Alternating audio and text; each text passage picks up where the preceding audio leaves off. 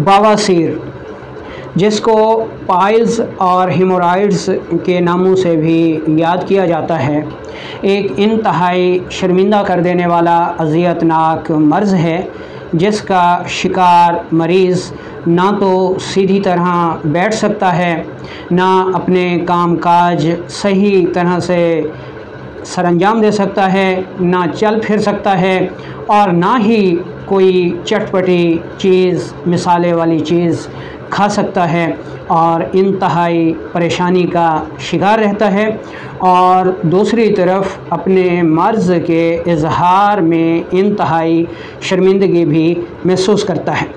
अस्सलामु अलैकुम वरहमतुल्लाहि वबरकातुहू। लाखों करोड़ों दरूद व सलाम हज़रत मोहम्मद मुस्तफ़ा सल्लल्लाहु अलैहि वसल्लम पर और आपकी आल पर और आपके असहाबा पर। मैं हूं आपका मेज़बान हकीम लियाकत अली खींची और आप देख रहे हैं हमारा यूट्यूब और फेसबुक चैनल हर्बल वर्ल्ड। और हमारा आज का मौजू है जी बवासीर, खूनी और बादी के असबाब, अलामात और इलाज। अपने टॉपिक की तरफ बढ़ने से पहले आपसे गुजारिश है कि अगर आपने हमारा ये चैनल सब्सक्राइब नहीं किया तो जल्दी से इसे सब्सक्राइब कर लें और साथ लगे घंटी के बटन को भी दबा दें ताकि तिब सेहत के मौजू पर हर नई आने वाली वीडियो आपको सबसे पहले मिलती रहे। दोस्तों, इस टॉपिक पर हमने पहले भी बहुत सारी वीडियोस बनाई हैं अतिबाए कराम के लिए भी और अवामुन्नास के लिए भी, लेकिन उसके बावजूद ये सबसे बड़ा पूछे जाने वाला सवाल है जिसके मुतालिक लोग आगाही के बारे में जानना चाहते हैं और इसका इलाज पूछते हैं। इसलिए एक बार फिर इस पर एक तफसीली वीडियो बनाई जा रही है। दोस्तों, बवासीर मकद के अमराज में से एक मशहूर व मारूफ मर्ज़ है और बहुत ज़्यादा लोगों में पाया जाता है। इसके ऊपर आज हम बात करेंगे। सबसे पहले हम इसके असबाब को देखेंगे, उसके बाद इसकी अलामात और फिर मुमकिन हद तक आपको इसका इलाज भी बताएंगे। जैसा कि आपने सुना कि बवासीर अमराज़ मकद का एक मशहूर व मारूफ मर्ज़ है। इसकी माहियत समझ लें कि अल्लाह ताला ने इंसान को बेहतरीन कवाम पर पैदा फरमाया है।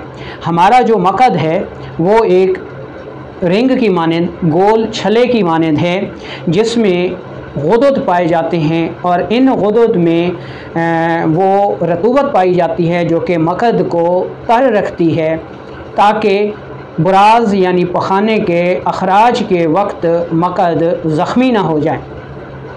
जब हम चटपटी ग़िज़ाएँ, तुर्श तेज़ाबी ग़िज़ाएँ, फ़ास्ट फूड ज़्यादा इस्तेमाल करते हैं, जिनसी अद्वियात, जिनसी क़ुव्वत की अद्वियात ज़्यादा इस्तेमाल करते हैं, खुश्क माहौल में ज़्यादा रहते हैं, ज़्यादातर बैठने का काम करते हैं, चलते फिरते नहीं हैं, तो हमारे जिस्म में तेज़ाबियत बढ़ जाती है, खिलते सौदा बढ़ जाती है, हमारे उज़लात ज़ख्मी हो जाते हैं, सोज़शनाक हो जाते हैं, वरम ज़दा हो जाते हैं और ऐसी सूरत में हमारे मकद में जो गुदद पाए जाते हैं वो फूल जाते हैं तस्कीन की वजह से।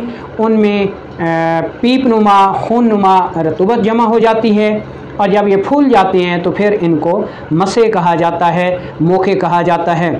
ठीक है, इसकी दो सूरतें हैं, एक को हम बादी बवासीर कहते हैं और अगर इनसे खून आना शुरू हो जाए तो तब इसको खूनी बवासीर के नाम से भी याद किया जाता है।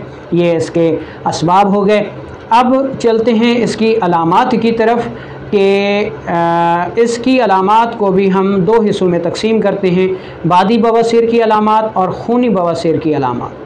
बादी बवासीर की अलामात ये होती हैं कि इंतहाई शदीद कब्ज़ होती है, मसे फूले हुए होते हैं, उनमें खून नहीं आता लेकिन जलन और ख़ारिश बहुत ज़्यादा होती है, गैस होती है, कब्ज़ होती है, पेशाब हल्का सुर्खी माइल मिकदार में कम आता है, रंगत स्याही माइल हो जाती है, मकद के मकाम पर बार बार ख़ारिश होती है, एलर्जी होती है। ये इसकी अलामात हैं और मरीज़ की नब्ज़ जो है वो 2 से 3 उंगलियों तक हरकत में तेज़ और फूली हुई हुआ करती है। ये बादी बवासीर की अलामात हो गई।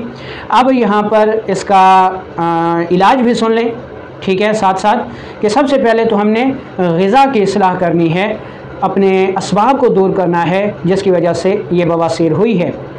मसलन हमने तुर्श तेज़ाबी ग़िज़ाओं को बंद कर देना है।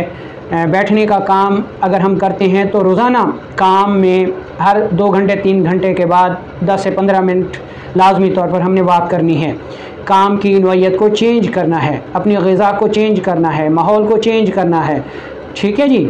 और इलाज के तौर पर सबसे पहले हमने गैस, तेज़ाबियत और कब्ज़ को दूर करना है।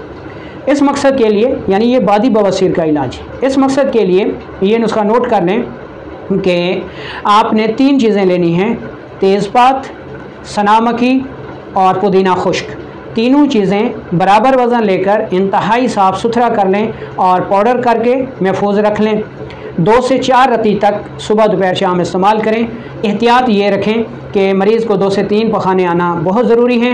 अगर इस दवा से मरीज़ को पखाने ज़्यादा आते हैं, 4 से 5 आते हैं, तो दवा की मिकदार कम कर लें, और अगर इस मिकदार में कब्ज़ दूर नहीं होती तो दवा की मिकदार थोड़ी सी बढ़ा लें। इसके साथ साथ आप ये नुस्खा भी बनाकर लाजमी इस्तेमाल करें। अजवैन देसी 50 ग्राम, पुदीना खुश्क 100 ग्राम और गंधक आंवला सार आपने लेनी है 50 ग्राम। तीनों चीज़ों को साफ़ सुथरा करके इंतहाई बारीक पाउडर कर लें और चाय वाली चम्मच का चौथाई हिस्सा या आधा हिस्सा सुबह दोपहर शाम इस्तेमाल करें। लेकिन इसके साथ एक और चीज़ का भी आपने ख्याल रखना है कि इन दवाइयों के साथ साथ आपने मरीज़ को देसी घी 1 चम्मच सुबह दोपहर शाम लाजमी देना है, वरना मरीज़ को तकलीफ़ और जलन बहुत ज़्यादा रहेगी और वो इलाज छोड़ के भाग जाएगा। ये तो था बवासीर बादी का इलाज, ठीक है। अब हम चलते हैं खूनी बवासीर की तरफ कि जब इन मसों से जो कि फूले हुए होते हैं खून आना शुरू हो जाता है, तब इसको खूनी बवासीर कहा जाता है। खूनी बवासीर ही बिगड़कर नवासीर में या नासूर में तब्दील हो जाती है, और जब इसमें से पीप आना शुरू हो जाती है, जर्द पानी आना शुरू हो जाता है, तो तब ये गुद्दी उज़लाती तहरीक में मुंतकिल हो चुकी होती है। खूनी बवासीर जो है वो उज़लाती गुद्दी तहरीक में होती है, इसमें खून जो है वो ज़्यादा आया करता है। अच्छा, इसका जो असूल इलाज है वो काफ़ी तवज्जो तलब है कि खून को देखते ही आपने उसको फौरी तौर पर रोकना नहीं है। जब तक खून स्याही माइल आ रहा है आपने इसको रोकना नहीं है। अगर इस मकाम पर जब खून स्याही माइल आ रहा है आपने उस खून को रोक दिया तो मरीज़ के बदन में खून में बवासीरी जहर भर जाएगा और मरीज़ तल्फ हो जाएगा। इसलिए जब तक खून शोख सुर्ख ना हो जाए तब तक आपने इसको नहीं रोकना, ठीक है जी। ये इसके असबाब हो गए। अलामात में मरीज़ को पेशाब में सुर्खी माइल आता है, मिकदार में कम आता है, गैस होती है, कब्ज़ इंतहाई शदीद हो जाती है, ठीक है जी। और ये इसकी अलामात हो गई। अब हम चलते हैं असूल इलाज की तरफ कि जब तक मरीज़ को खून बवासीर का स्याही माइल आ रहा है उस तक आपने इस खून को रोकना नहीं है बल्कि दवा का इस्तेमाल करना है। दवा में आपने क्या चीज़ इस्तेमाल करनी है? पहला नुस्खा तो वही है, तेज़पात, पुदीना और सनामकी वाला, ठीक है जी। लेकिन इसके साथ देसी घी की मिकदार बढ़ा दें, ठीक है। खून आ रहा है, परेशान ना हों। जब तक स्याही माइल खून आ रहा है ये मरीज़ के लिए फ़ायदा मंद है। जब ये खून शोख सुर्खी माइल हो जाए तब आपने इसको रोकना है। उस वक्त आपने क्या चीज़ इस्तेमाल करनी है ये समझ लें।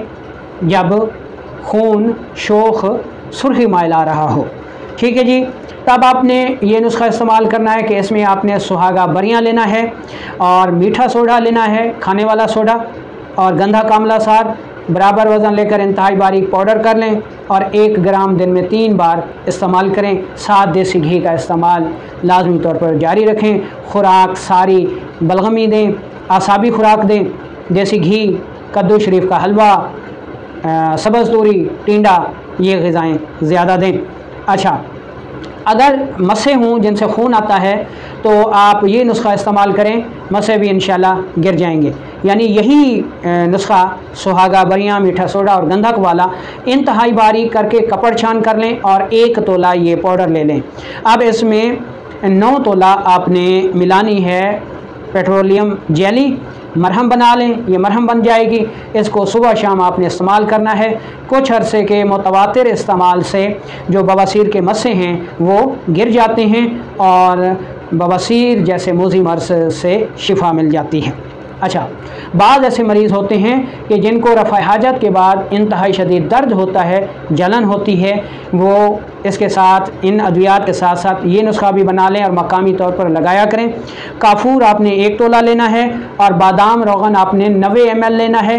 90 ml बादाम रोगन में 1 तोला काफूर को अच्छी तरह हल करके रख लें और रफ़ा हाजत के बाद यानी पखाना करने के बाद, अस्तंजा करने के बाद जो बहुत ज़्यादा जलन हो रही हो, ख़ारिश हो रही हो, तो ये तेल अच्छी तरह मकद वाली जगह पे लगा दें तो इंशाअल्लाह जो जलन है, ख़ारिश है, वो फ़ौरी तौर पर दूर हो जाएगी। ठीक है जी। अच्छा, ये बवासीर बाज़ औक़ात हामला ख़वातीन को हमल के दूसरे या तीसरे माह में बहुत ज़्यादा तंग करती है। इसका असूल इलाज ये है कि नरम मुलय्यनात आपने इस्तेमाल करने हैं ताकि हमल को भी तकलीफ़ ना पहुँचे। जैसे बादाम रोगन दूध में मिलाकर 1 से 2 चम्मच हमला को पीने के लिए दें ताकि कब्ज़ दूर हो जाए। और इसके साथ साथ आपने गुलकंद भी इस्तेमाल कर सकते हैं दूध में डाल के ताकि कब्ज़ दूर हो जाए और हमल को भी नुकसान ना पहुँचे। गैस के लिए आपने पुदीना लेना है, ठीक है, सूंढ लेनी है, दोनों को बराबर वज़न पाउडर करके रख लें, चम्मच का चौथाई हिस्सा सुबह दोपहर शाम दें। ये नुस्खा हामला की गैस और कब्ज़ को दूर कर देता है और बवासीर जो है वो ठीक हो जाती है। तो उम्मीद है कि आज का ये लेक्चर आपको बहुत ज़्यादा पसंद आया होगा। ख़ुद भी सुने, दूसरे लोगों को भी फॉरवर्ड करें ताकि और लोग भी इससे फ़ायदा हासिल कर सकें। वालेकुम अस्सलाम।